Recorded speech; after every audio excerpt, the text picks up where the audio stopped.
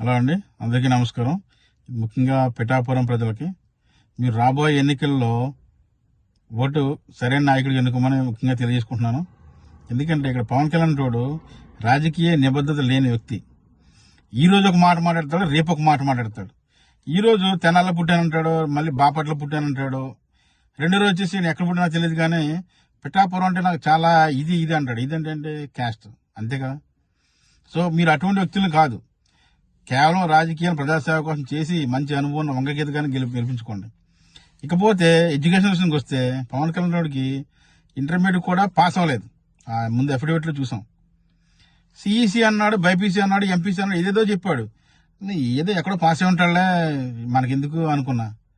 కానీ అతను CESC intermediate కూడా పాస్ అవ్వలేదు. కానీ బిల్డప్లు చూస్తే మాత్రం రాజ్యాంగాన్ని పట్టుకుని తిరుగుతాడు. ఏదో ముఖ్యమంత్రిలాగా రాసేసుకుంటాడు, సంతకాలు పెట్టడానికి రెడీ అయిపోతాడు. ఈ పవన్ కళ్యాణ్ దుస్థితి ఎలా ఉందంటే దిగజారిపోతుంది గ్రాఫ్. ఎందుకంటే 2019లో ఆయన వచ్చేసి 2 ఇంగ్లీష్ స్టేట్మెంట్ నేర్చుకున్నాడు. 2019 ఆయన projecting chief minister of Andhra Pradesh అన్నాడు.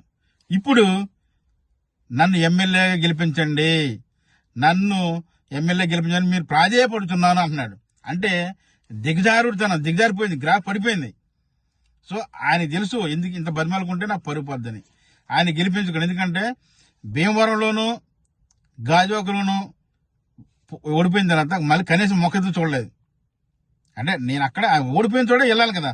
మళ్ళీ గెలుస్తాను, నేను మీ ప్రేమను పొంది మళ్ళీ నమ్మకం పొంది నేను గెలుస్తానని చెప్పాలి కదా, చెప్పలేదు. సో సరైన నాయకుడికి ఓటేసి వంగగీత గారిని గెలిపించండి. మంచి నాయకురాలు, ఆమెకు మంచి అభివృద్ధి చేస్తారు. జై జగన్.